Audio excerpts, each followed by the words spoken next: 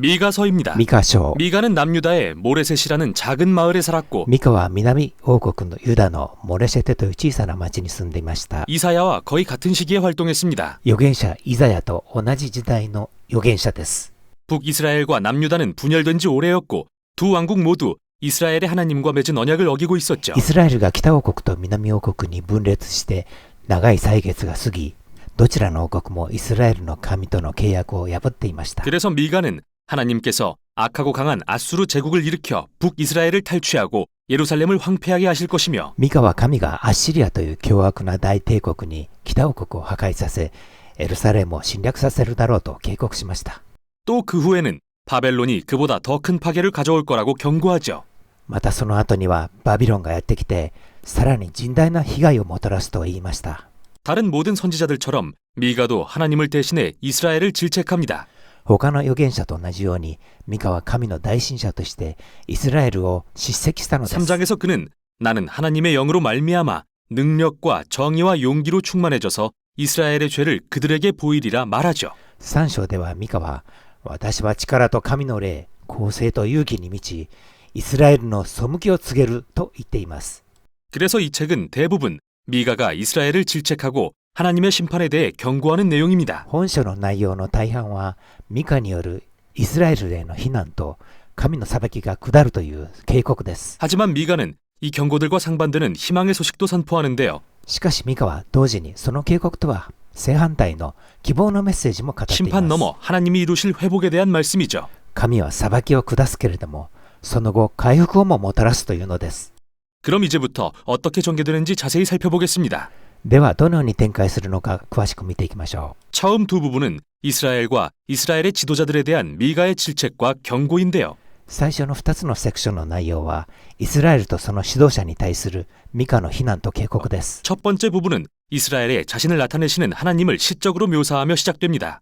마치 신의 산에서 그러셨듯 불과 연기와 지진으로 말이죠. 冒頭では、神がシナイ山に現れた時のように、イスラエルに現れる様子が詩の形式で綴られています。火と煙が立ち上り、地震が起こりました。 그러나 하나님은 이번에는 언약을 맺으러 오신 게 아닙니다. 500년 넘게 계속된 이스라엘의 반역을 심판하러 오신 しか 것입니다. しこの時は、神は契約を結びに来られたのではありません。イスラエルの500年以上にわたる背信に裁きを下すために来たのです。 미가는 이 모든 반역의 장본인인 이스라엘의 마을과 도시의 이름을 낱낱이 열거하면서 하나님이 그들 때문에 오신다고 말합니다. ミカは反逆の罪の裁きを受けるべきいくつもの町の名前を挙げました。神はこれらの町を審判するために来られるのです。 그런데 왜일까요? 미가는 이스라엘 지도자들의 심기를 건드리는데요. 그들이 절도와 탐욕으로 부유해졌다고 질책하면서 열왕기상 21장에 나오는 나봇의 포도원을 훔친 아합의 이야기를 넌지시 具 언급합니다. 体的にはどんな罪だったのでしょうか。ミカは指導者たちの罪を挙げ、彼らは強欲に人のものを奪って富を得たと言います。第一列王記21章で、アハブ王がナボテのブドウ畑を盗んだ時と比べるのです。 뿐만 아니라 그는 부패한 이스라엘 선지자들도 지적하는데요. 돈을 낼 만한 여유만 있으면 누구에게나 하나님의 보호를 약속하는 이 선지자들을 향해 미가는 예언하지 말라 말합니다. 하나님께서 이스라엘에서 보호를 거두셨다고 하면서요. さらにイスラエルの預言者たちにも罪がありました。彼らは神の名を売り物にし、お金を払う者は守られると言いました。ミカはこれを否定します。神はイスラエルを守ることはもうされないのです。 두 번째 부분에서 미가는 이스라엘 지도자와 선지자들이 공모해서 얼마나 심각한 불의를 저질렀는지 더 자세히 서술합니다. 2つ目のセクションでは、ミカはイスラエルの指導者と預言者の不正をさらに糾弾します。 그들은 뇌물로 토지를 관리했고 부자들을 위해 정의를 왜곡했으며 彼らは賄賂を取って金持ちに有利なように正義を曲げ、 가난한 자들은 그들의 땅과 안전과 희망을 빼앗겼다고 말이죠. 貧しい者は土地を奪われ、安全な暮らしも希望も奪われます。 그리고 이 모두는 율법에 위배되는데 왜냐하면 아무리 가난하다고 해도 가문에 속한 땅을 파는 것은 불법이었기 때문이죠. そしてこれらのことは、たとえ貧しいものであっても、先祖から受け継いだ土地を売ってはならないと定めている律法に違反します。 그래서 우리는 이제 하나님의 심판이 억압적인 민족의 침략으로 임해서 북왕국과 예루살렘 성전까지도 빼앗고 모든 것이 폐허가 될 것임을 알게 됩니다. そのため、北王国は侵略され、エルサレムとその神殿を破壊する暴虐的な国を通して神の審判がなされるのです。 이 모두가 매우 엄중한 경고입니다. 그런데 최종 선고는 아닙니다. これらの警告は非常に厳しいものですが、これで終わるのではありません。 각각의 경고는 놀라운 소망의 약속으로 결론을 맺고 있기 때문이죠. 警告のセクションにはいずれも希望の約束が続きます。 첫 번째 부분은 목자와 같은 하나님께서 그의 양떼, 즉 이스라엘의 남은 자들을 어떻게 구하시고 다시 모으시는지에 대한 시입니다. 最初の詩は、神が羊を助け、散った群れを集める羊飼いのように残された民を集めてくださるということを歌っています。 하나님은 그들을 푸른 초장으로 불러 모아서 다시 한번 그들의 왕이 되실 것입니다. 羊飼いである神は民を牧場に連れ戻し、再び彼らの王となるのです。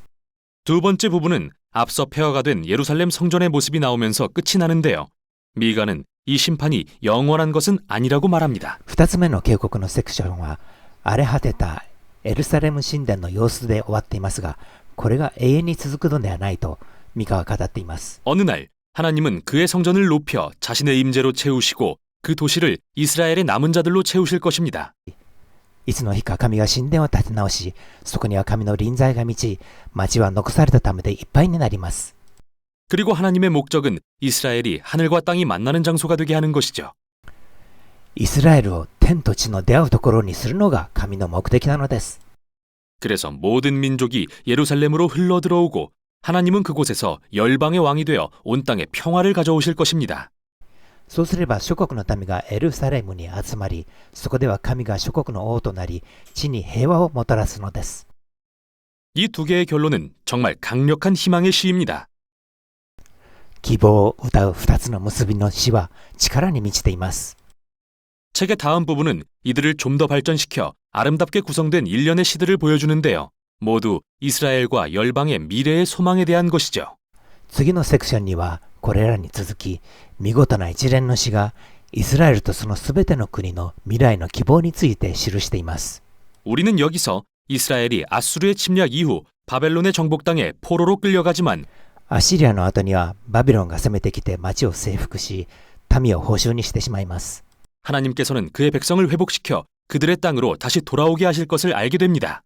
しかし神はご自分の民を回復し、彼らの国へ返してくださるのです。 그리고 나서 새 예루살렘에 다윗의 혈통으로부터 새 메시아 왕이 오실 거라는 것과 そして新しいエルサレムにはダビデの子孫であるメシアなる王がやってくるのです。 그가 베들레헴에서 나서 예루살렘에서 회복된 하나님의 백성을 통치하실 거라는 것도 말이죠. その王はベツレヘムで生まれ、その後エルサレムで回復された神の民を治めるというのです。 끝으로 메시아가 왕 되신 이 하나님 나라에서 하나님의 신실한 남은 백성들은 열방 가운데 복이 될 것입니다. そしてこのメシアが治める神の王国に住む神の忠実な残された民たちが全世界への祝福となるのです。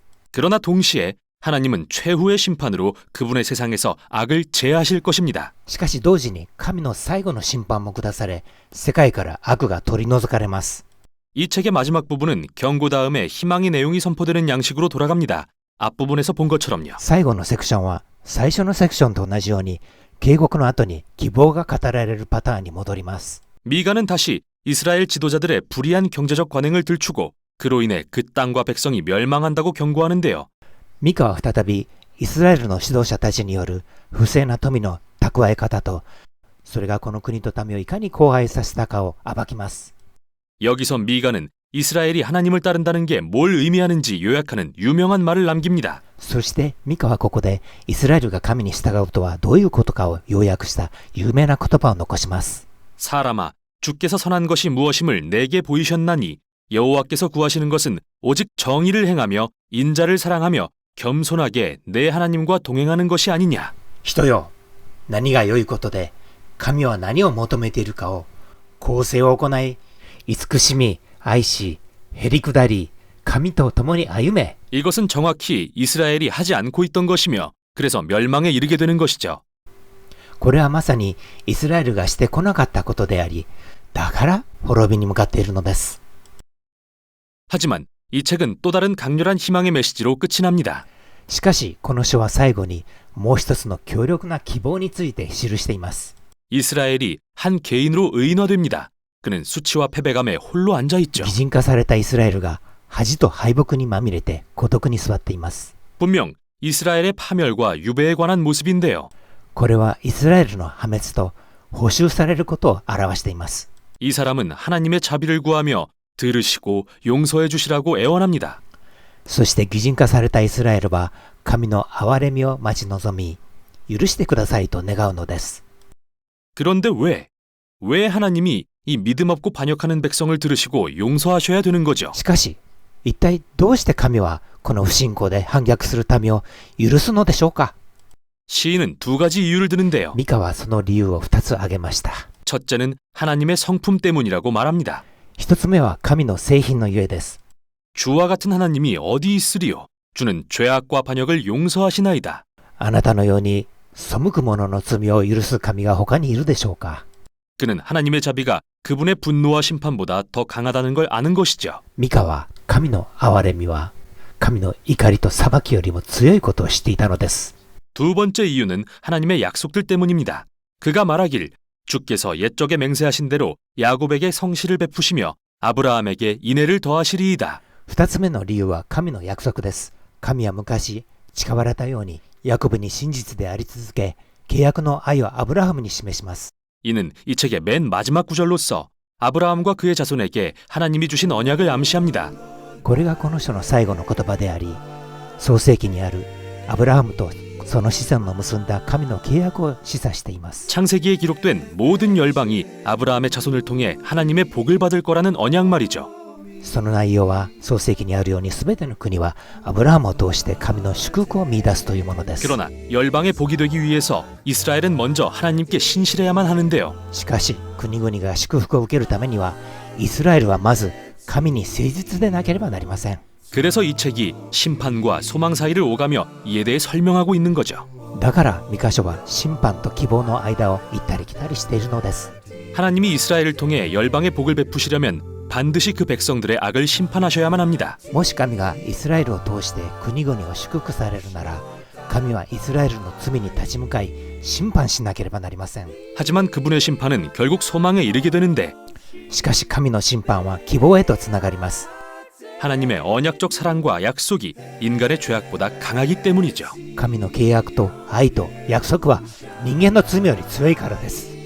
그리고 하나님의 궁극적인 목적은 멸망이 아니라 살리시고 구원하시는 것입니다. 神の最終的な目的は滅ぼすことではなく生まれ変わらせ救うことです。 이 책의 결론을 빌리자면 하나님은 언약적 사랑을 기뻐하셔서 우리를 다시 불쌍히 여기시고 우리의 죄악을 발로 밟으시고 우리의 모든 죄를 깊은 바다에 던지실 것입니다. 이것이 바로 미가서입니다. そして本書の結びにあるように神は約束により愛されることを喜ばれ、私たちを不幸に思われ、私たちの罪悪と罪を海に投げ込まれるのです。これがミカ書です。